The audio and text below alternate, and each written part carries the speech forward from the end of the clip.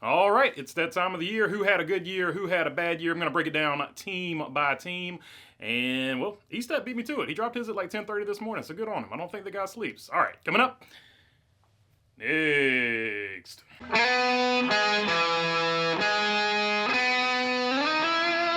What's going on, everybody? Hope you're doing good today. All right, let's jump right into it. All right, let's start off with the team that got the most teams in the playoff. I gotta say, Joe Gibbs Racing had a great year. They didn't win the championship. Obviously, that's what you want to do with the Drivers' Championship, Owners' Championship, and all that stuff. But they didn't have a bad year. Let's look at the stats. Christopher Bell had 2 wins. He finished highest in the points for him. He had 10 top 5s, 19 top 10s, 4 DNFs. Denny Hamlin, similar stats with 3 wins, 14 top 5s, 19 top 10s, 4 DNFs. Old school, Winston Cup points, Denny Hamlin would have had the better season. Then Martin Truex Jr., your regular season champion, 3 wins, 9 top 5s, 17 top 10s, and 3 DNFs. As soon as the playoffs started, his season went downhill. But his first, the regular season for him, obviously the best because he's the champion. And then you got Tyler Gibbs he had 0 wins, but a nice rookie campaign with 4 top 5s, 10 top 10s, and 5 DNFs. Clean up those DNFs a little bit for everybody across the board except for Truex, which three is a pretty reasonable amount, but everybody else, if they can clean up the DNFs, even at 5 and 4 though, not the worst I've ever seen, but good overall for JGR. All right, so that was a good year for them. Now let's jump over to another Toyota team directly associated with them with 2311. In 2311, you had Tyler Reddick. He had 2 wins, 10 top 5s, 16 top 10s, 3 DNFs. And then Bubba Wallace, 0 wins, 5 top 5s, 10 top 10s, and 5 DNFs. So overall, I got to say it's a good year. Whenever both teams make the playoffs, I mean, that's a good year. Obviously, Bubba Wallace got the win last year, didn't get the win this year, but I feel like he cut down on the DNFs. If he can continue to cut down on the DNFs, sort of like Ricky Stenhouse did this season, I think they'll continue to have a good season. Tyler Reddick, he about broke even. He about the same numbers he posted at RCR, so it looks kind of like a lateral move at this point. But of course, he was obviously banking on 2311 getting better for the long run, so that's one of those things we're going to have to look at for the long run. So that gives us a smooth transition to go right into RCR. So let's take a look at their numbers. Kyle Busch with 3 wins this season, 10 top 5s, 17 top 10s, and 6 DNFs. Austin Dillon, 0 wins, 1 top 5, 7 top 10s, and 10 DNFs. So right there, Kyle Busch had a great season. You just got to clean up the DNFs. 6 DNFs is actually what hurt him. That's the reason he didn't advance any further in the playoffs. So he had a much better season than he did his last year at Joe Gibbs Racing. So if you're looking at the performance mark for Kyle Busch individually, a good move for him to go to RCR in this situation because of the 3 wins. And if it wasn't for the DNFs, he would have advanced further. It's hard to say if this was a good year or a bad year because Austin Dillon was historically bad. This is the worst season Austin Dillon has ever had, but I feel like the speed was there. But the 10 DNFs, you led the entire Cup Series in DNFs. So if they can clean up the DNFs, I feel like it will be a much better season for Austin Dillon. But RCR, 3 wins. I gotta say it was a good year. It didn't finish out the way they wanted it to finish out, and they specifically need to work on short tracks, but I gotta say overall, it probably was a good year for RCR, even though 10 DNFs for Austin Dillon, 16 DNFs as a team. If they can clean that up, it'll be a much better year next season. All right, so we've done Chevy and Toyota. Let's jump to a Ford team. In fact, let's jump to the Ford team that has won the last 2 Drivers' Championships in Penske. Obviously, they won the Drivers' Championship, so you got to say it's a good year, or do you? Especially if you group the Wood Brothers with them, which I do because I feel like the Wood Brothers car is just an extension of Penske, so putting the Wood Brothers together with them, you've got a tale of 2 seasons here. You've got 2 drivers with 4 wins, and Ryan Blaney with 3, and Joey Logano with 1. Ryan Blaney also had 8 top 5s, 18 top 10s, and 3 DNFs. Joey Logano, 11 top 5s and 17 top 10s, but with 5 DNFs. So if you're just looking at those 2, Penske had a great season. But if you look at the other 2, Cindric and Harrison Burton through the Wood Brothers affiliation, Harrison Burton, of course, 0 wins for both of them, 1 top 5 between the 2. 7 top 10s and 10 DNFs. So those 2 both need to clean up the DNFs. But you won the driver's title, so you got to say it was a good year for Penske, but they definitely need to work on those other 2 teams, being Austin Cindric in the 2 and Harrison Burton in the 21, because like I said, I group them together because I feel like it is Penske stuff, pretty much just going to the Wood Brothers. Sticking with the Ford group, one Ford team that over-exceeded expectations by far was definitely RFK, so let's look at their numbers. Brad Keselowski with 0 wins, 7 top 5s, and 16 top 10s, 3 DNFs. But Christopher Buescher was the story. They're going to be much like RCR, actually. 3 wins for Christopher Buescher, 9 top 5s, 17 top 10s, 1 DNF. And overall, just a great year. They both went to the playoffs. They both had a good run in the playoffs. Unfortunately, Christopher Buescher, as the playoffs went deeper, he didn't have the speed he had, sort of like Martin Truex at the beginning of the year, so similar to that. But ironically, Brad Keselowski was picking up speed, so if they can get it evened out where both cars sort of run the same all the time and the same being good, but definitely a good year for RFK. They exceeded expectations, and I think they'll continue to keep building on that into the future. So let's look at another 2-car team that has vastly different performance in their particular cars, and that is Legacy Motor Club, the 43 and the 42. So for Erik Jones in the 43, didn't get the win this year, but he did get 1 top 5, 7 top 10s with 4 DNFs.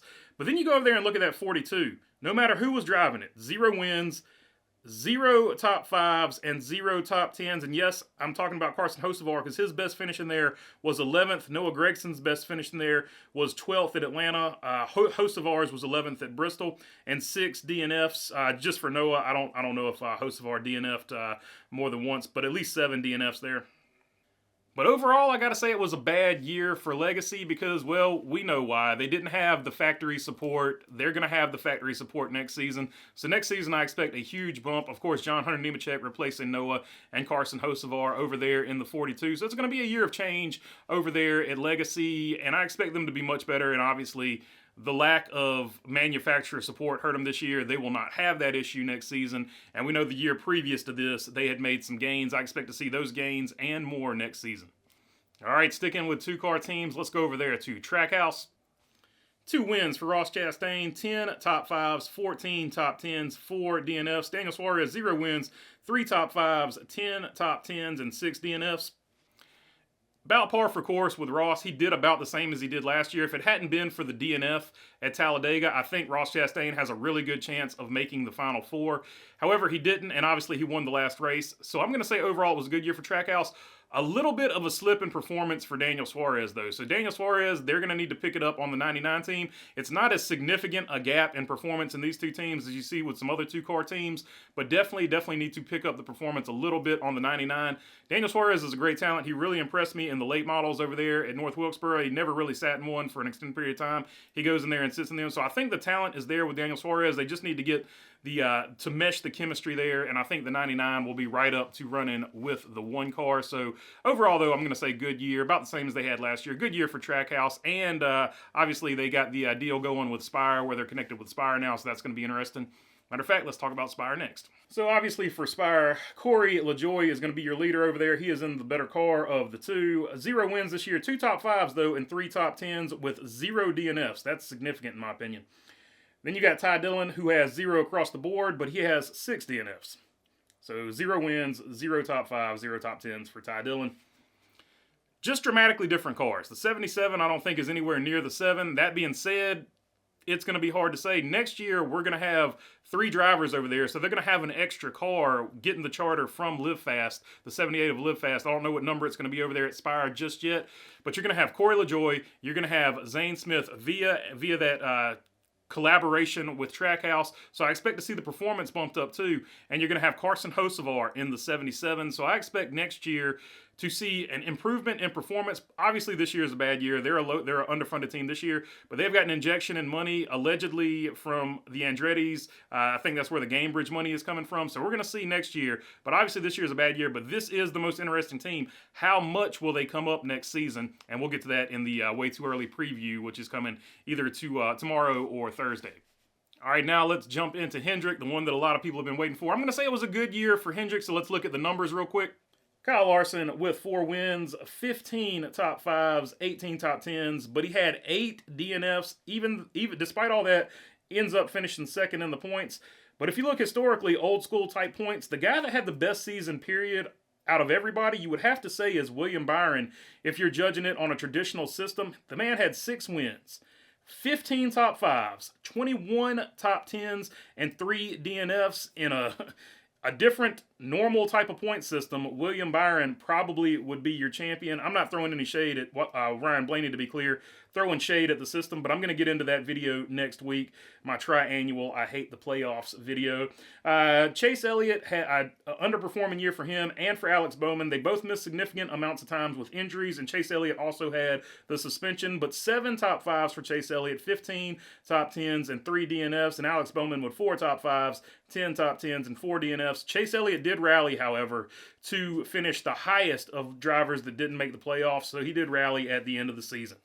But overall, good year for Hendrick. Of course, if you're judging it from Hendrick standards, it's a bad year because they didn't get all 4 teams in. That's what they're normally used to doing. So if you look at it through the curved viewing of a Hendrick fan, you're going to say it's a bad year because they didn't get all 4 teams in. I think it's a good year, though, because you're not going to get all 4 teams in every year. I think you're just getting kind of spoiled at that point. All right, let's knock out the last 4-car team on this list, Stewart-Haas Racing. Kevin Harvick led the way with nobody got a win over there, obviously. 6 top 5s, 14 top 10s, and 1 DNF, a typical Kevin Harvick type year. Then you got Aric Almirola and Ryan Preece that kind of had a little bit of a disappointing year for them. 4 DNFs for Aric Almirola, 5 for Ryan Preece, then 5 top 10s for Almirola, 2 top 10s for Preece, 1 top 5 for Preece, and 2 top 5s for Aric Almirola. But Chase Briscoe, despite the 140 or 50 point penalty, 60 point penalty, whatever they hit him with, if it hadn't been for that, Chase Briscoe by far in a down year for SHR, it wasn't, the equipment wise, they weren't there, but Chase Briscoe was by far the second best, and with Harvick leaving, it looks like he's going to be the leader there. He had 4 top 5s, 8 top 10s, and only 2 DNFs, the 2 TNFs being a huge deal for Chase Briscoe. So going forward, when they're looking for that leader next year between all the new drivers they'll have over there, newish drivers, Chase Briscoe's looking like he is going to be the guy because he had pretty close to Kevin Harvick type numbers, and he continues to develop. The fewer DNFs for him, like I said, that's always been my concern with him, is a good sign that he only had 2 this season. And you can't mention DNFs without saying Ricky Stenhouse Jr., who kept it to a minimum this season, and it paid off for him. He made the playoffs, won the Daytona 500. So JTG Doherty, let's look at their numbers. The only 1-car team that made the playoffs, 1 win, 2 top 5s, 9 top 10s, and only 3 DNFs for Ricky Stenhouse. That is well within the range of normal. So absolutely positively great year for JTG Doherty. Just no other way to slice it. Hopefully they can keep building on the momentum they've got going with this season. All right, only a few left here, so we're going to run through them. Front row racing, Todd Gilliland had 0 wins, 0 top 5s, and 4 top 10s with 4 DNFs. A solid season. I think he can keep building on that. Front row is one of those teams that they just incrementally keep building each season. And, of course, the star over there right now is Michael McDowell. He had 1 win this season, 2 top 5s, and 8 top 10s, made the playoffs. Only 3 DNFs, so good overall year for them. They continue to show that they keep building and adding on over there. Then you got Kaulig Racing. I'm going to say it was a bad year for Kaulig. Unfortunately, even though they got the 1 win, the 4 top 5s with A.J. Allmendinger, 7 top 10s, 4 DNFs, they're losing Justin Haley, who had 1 top 5 and 6 top 10s and only 3 DNFs. I think Kaulig still has a lot of potential. They just need to get the right people in the right places, find and secure some sponsorship and stuff like that, and I think they'll be off to the races. But you have to say, I think they had bigger aspirations this year, and I don't think they quite got to them. But other than that, I think it was a decent year for them, but I'm going to have to say bad year because I'm pretty sure they wanted to get at least 1 driver in the playoffs. And finally, Rick Ware Racing. They've got the alliance with RFK. They're getting Justin Haley next season. We're going to see if anything improves over there, but is any real reason to read off Rick Ware Racing numbers? I don't think so. So hopefully they will be better next year, but obviously another bad year for Rick Ware Racing. All right, that's all I got for you on this one. Hopefully it's not too long of a video. I read as fast as I could here. So all right, if you like the content, feel free to subscribe. Would love to have your subscription. If not, I'll keep making them. If you're already subscribed, you know I appreciate all you guys. If you got a question, comment, or anything like that, leave it down in the comments section. You want to visit the merch store to help out the channel, the link is in the description. And other than that, thanks for your time. Peace.